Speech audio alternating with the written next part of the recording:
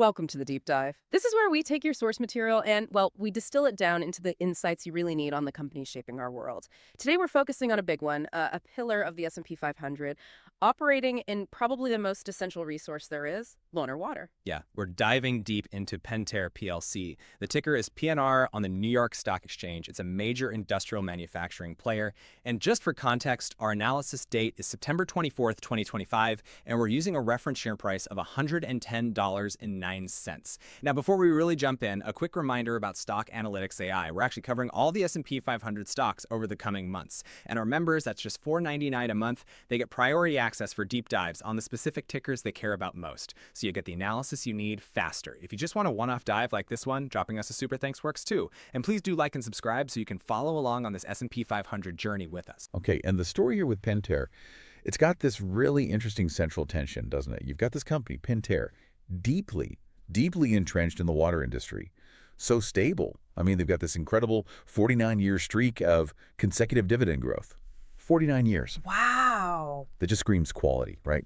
Deep, reliable quality. Right. But, and this is the big but, the stock trades at what looks like a premium valuation. And on top of that, it's facing a very real, very quantifiable risk right now. A massive $140 million tariff headwind. Okay. So the question for you listening is, well, is that underlying quality, that deep moat, strong enough to justify paying that premium price? Yeah. Especially with this specific measurable threat looming. We're going to unpack why our analysis suggests the stock is, let's say, fairly valued right now.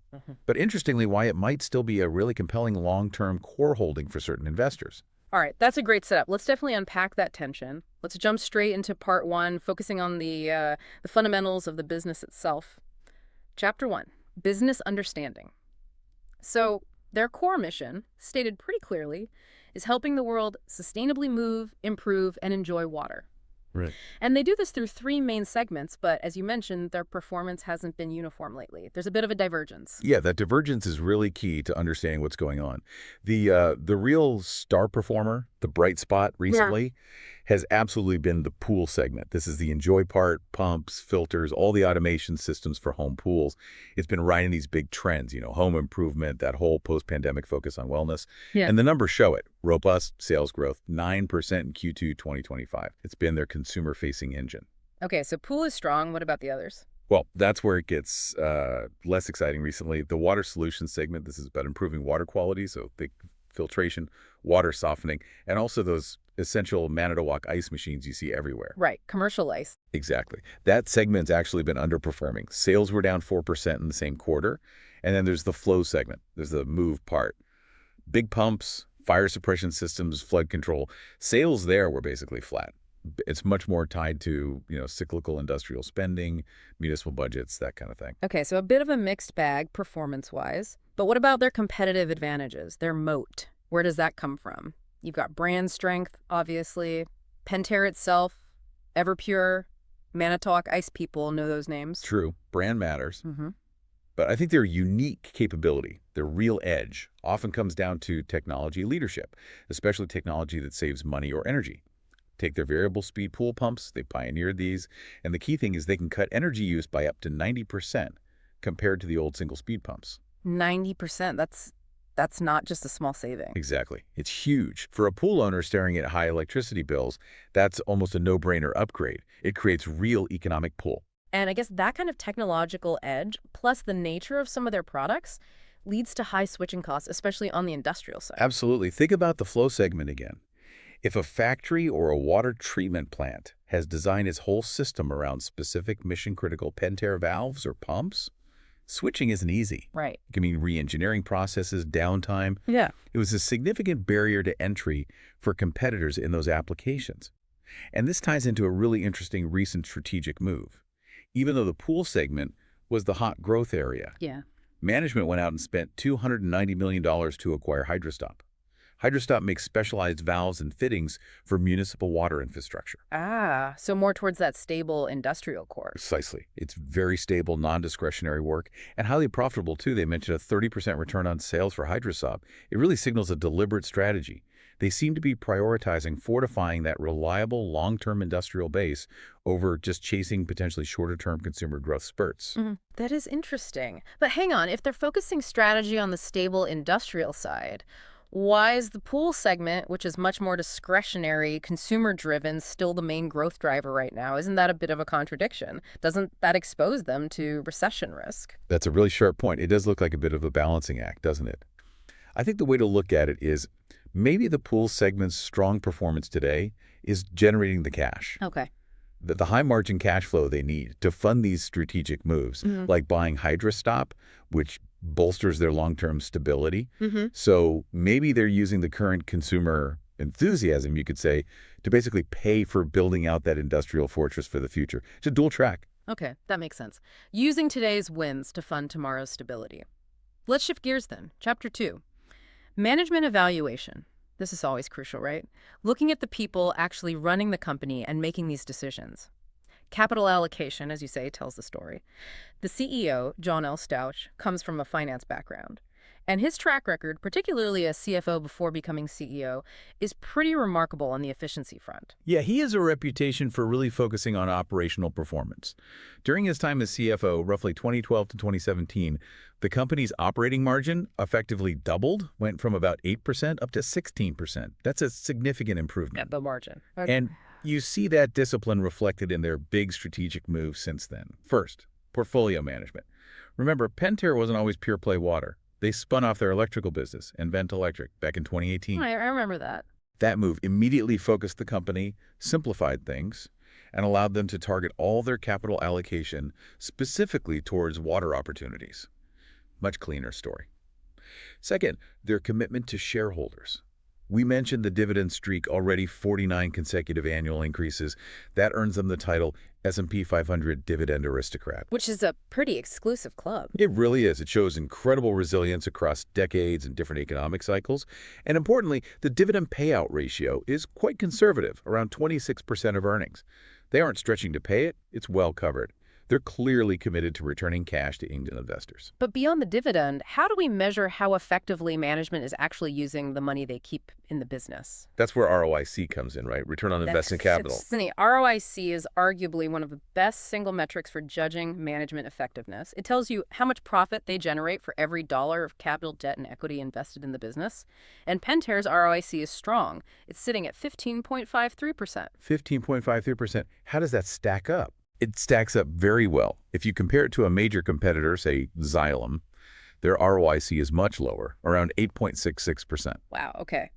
That's a big difference. It's a huge gap. Yeah. It really suggests Pentair's management team is significantly more effective, more disciplined in deploying capital to generate profits compared to at least some of their major peers. So putting it all together, the focus from the spinoff, the dividend aristocrat status, the strong ROIC, and then you add in consistent share buybacks, like the $125 million in the first half of this year, and disciplined M&A, like that Hydrostop deal we talked about. Right, strategic, not just empire building.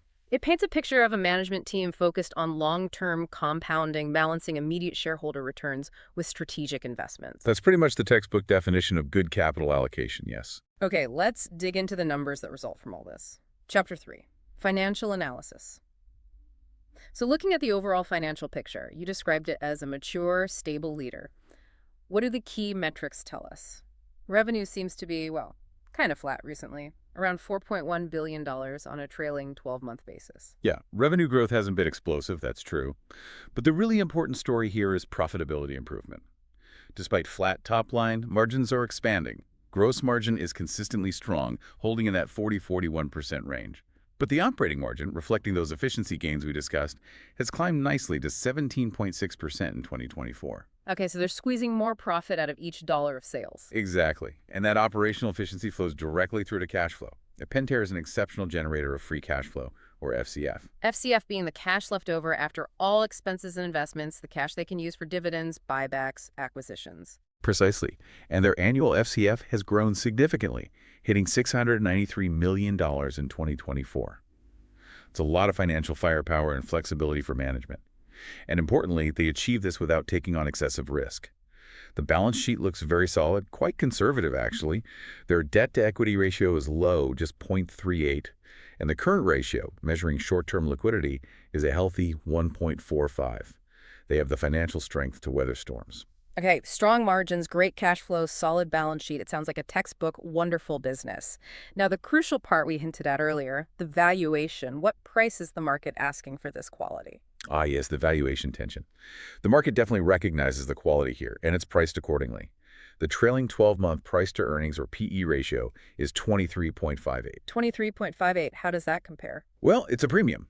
It's higher than Pentair's own 5-year average PE, which is around 21.1, and it's significantly higher than the broader industrial sector average, which typically sits somewhere around maybe 12.7 or so. So definitely paying up relative to history and the sector.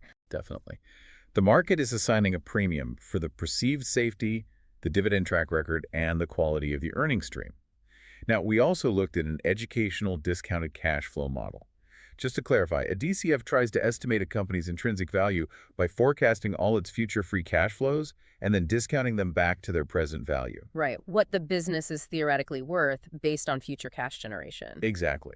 And based on reasonable assumptions, our educational DCF model estimates Pentair's intrinsic value at approximately $104 per share. $104. Okay, so comparing that to the reference price of $110.09. Right. It suggests the stock at $110 is trading about 6% above that estimated intrinsic value. So what's the takeaway? The numbers confirm it's a really high-quality operation, a wonderful business, as Buffett might say. But that valuation, it tells us there's very little, if any, margin of safety at the current price. Yeah.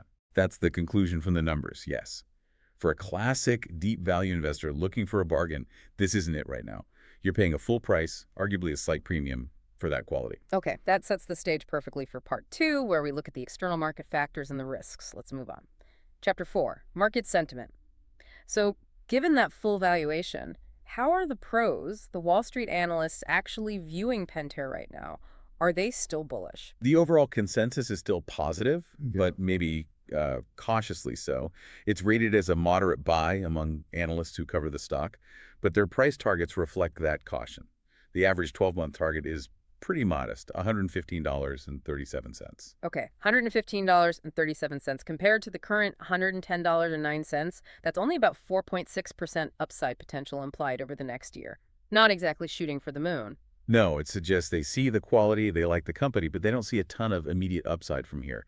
They probably think it's close to fairly valued, much like the DCF suggested. And do other market indicators back that up? What about short interest? Are people betting against it? That's another interesting piece. Short interest is exceptionally low, just 1.86% of the float. Very low. Yeah, it means very few investors are actively betting that the price will go down. Yeah. The bears just don't seem to have much conviction here, despite the valuation. It reinforces that sense of underlying stability and market respect. And technically, how's the chart look? Technically, it looks pretty stable long-term.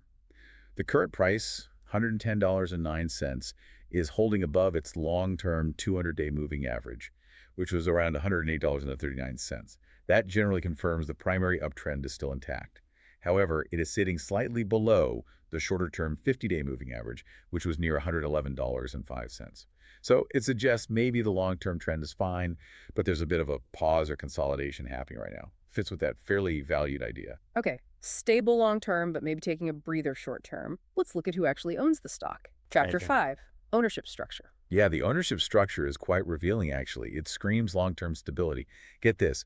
93% of Pentair's shares are held by large institutions. Think Vanguard, BlackRock, State Street, the giants. 93%. Wow. Yeah, these are primarily passive index funds and large, long-term oriented asset managers. They aren't typically trading in and out frequently. Their presence provides a pretty significant structural sort of price floor or stability factor for the stock. They're sticky money. Okay, so massive institutional backing. But what about the insiders, the people running the company we just praised for their discipline and ROIC? Are they holding on to their shares? That's where the story gets a little more nuanced, perhaps. Insider ownership, meaning shares held by executives and directors, is actually very low. It's somewhere in the range of only 0.5% to 0.76%. Less than 1%. Yeah. And recent activity hasn't exactly been bullish either. Looking over the last 18 months or so, the net activity has been negative. Insiders have sold more shares than they've bought. Specifically, about 50,109 shares were sold net during that period. And notably, that included a fairly substantial sale by an executive vice president. Okay, wait. So we have this picture of a high-quality, stable, dividend aristocrat, great ROIC. But the insiders themselves own very little and have been net sellers recently. How do we square that? If it's such a great long-term compounder and only fairly valued, why would the people who know the business best be selling? Doesn't that suggest they might think it's maybe a bit more than just fairly valued? That is absolutely the critical question you have to ask when you see that pattern. It's the ultimate skeptical check on the valuation story. While there can be many reasons for insider selling: diversification, tax planning, exercising options consistent net selling, especially by senior executives, often does suggest that, in their view, the stock is deeply undervalued. Right. They might feel the current price adequately reflects the company's performance and near-term prospects. It reinforces that idea we keep coming back to. Maybe it's a great company, but perhaps not a great bargain at this specific price point. Lacks that margin of safety. Okay, that insider selling adds a really important layer of context to the valuation discussion. Let's move to the explicit risks now. Chapter 6. Risk assessment. Time to look at the potential clouds on the horizon. You mentioned a big one earlier. The clearest, most quantifiable risk seems to be external, right? Yes, absolutely. The biggest known headwind right now stems from U.S.-imposed tariffs, specifically those impacting steel, aluminum, and various components imported from China, which Pentair uses in its manufacturing processes. And crucially, management hasn't hidden from this. They've been very transparent, actually putting a number on it. They've quantified the expected negative impact on profitability for the fiscal year 2025 as a substantial $140 million headwind. $140 million, that's a significant hit to the bottom line. That's not just noise. No, it's a material number. It's a real challenge they have to manage and overcome. It puts pressure on margins, absolutely. But here's where you mentioned something really interesting earlier, this idea of risk as opportunity. How does a company potentially turn a $140 million cost headwind into something positive long term? It sounds counterintuitive, but often these kinds of external shocks act as powerful catalysts for change. They force management's hand, essentially. In Pentair's case, the tariff threat seems to have spurred them to accelerate and deepen existing efficiency programs. They talk about their transformation program and their 80-20 initiatives. 80-20, what's that about? The 80-20 principle is a management concept where you rigorously analyze your business and find that typically 80% of your profits come from just 20% of your products or customers or activities. Okay. So the initiative involves systematically focusing resources, time, capital, effort on that critical 20% and potentially simplifying, standardizing, or even exiting the less profitable 80%. Yeah. It drives efficiency and focus. I see. So the tariffs basically provided the urgency to push harder on making the whole operation leaner and more focused on what truly matters. Exactly. These aren't just temporary cost cuts to offset the tariffs for a year. They're described as permanent structural improvements to how the business operates. Things like optimizing the supply chain, improving manufacturing processes, rationalizing the product portfolio. The key insight here is that the Pentair that emerges after dealing with this tariff pressure might actually have a permanently lower cost base and a higher level of operational resilience than it had before the tariffs hit. So the crisis forces them to become fundamentally stronger and more efficient in the long run. That's fascinating, leveraging the pressure. That's the theory, yes. Turning adversity into a long-term advantage. It makes that 49-year dividend streak seem even more impressive if they can navigate this successfully and come out stronger. Okay, we've covered the business, management, financials, market view, ownership, and risks. Let's bring it all together. Chapter 7. Conclusion. Time for the final synthesis. Let's lay out the bull and bear cases clearly. The bull case seems pretty straightforward, right? You've got a durable competitive advantage, a moat in an absolutely essential industry, water. You have that incredible 49-year track record of dividend growth. Proven management, demonstrated by that high ROIC of 15.53% and disciplined capital allocation. And fundamentally, superior free cash flow generation that fuels everything else. It's a quality machine. That's the bull case in a nutshell. High-quality stability shareholder returns. But then there's the bear case. We have to weigh that seriously, too. First and foremost is the valuation. That PE of 23.58 is full, maybe even stretched, offering little margin of safety. Right. And despite the industrial focus, there's still exposure to economic cycles, particularly through that large pool segment which relies on consumer spending. And you absolutely cannot ignore that specific, quantified $140 million tariff headwind for fiscal 2025.